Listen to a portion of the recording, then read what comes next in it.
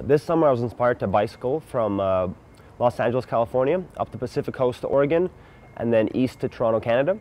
I used this opportunity to raise money and awareness for the plight of refugees of the Syrian civil war, having very meaningful conversations along the way with many Americans who are unaware and now are aware of the cause. There was a great diversity of the kind of towns I went through in America. Some of them were in California, affected by the drought, very unemployed. A lot of them were kind of poverty-stricken, recently unemployed, especially a lot of the immigrants.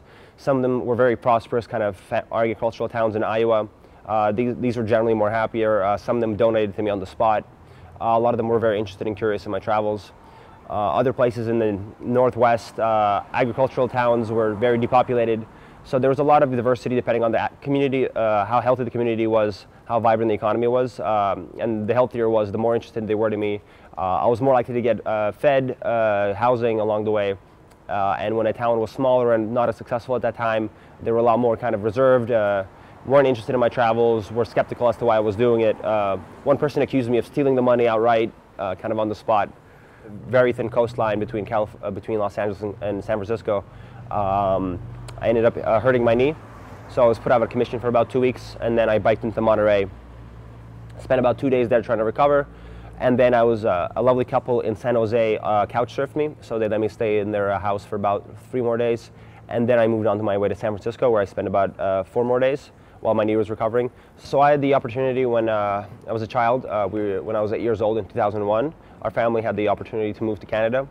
That was an amazing opportunity for us and something I've been forever grateful for. And that's part of the reason that inspired me to help out refugees that don't have the opportunities that we had. The Syrian civil war refugees are far more dire straits than anything we've ever experienced.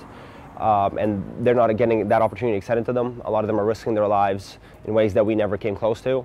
So that's part of the reason I was inspired to make use of my good fortune to help alleviate some of their suffering and bring awareness to their cause, as cliche as that may be. Now it's about half the population is either internally or externally displaced.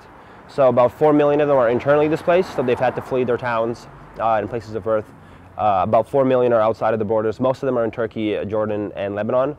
Around under 1 million are trying to flee into Europe. We currently have the largest refugee crisis since the Second World War.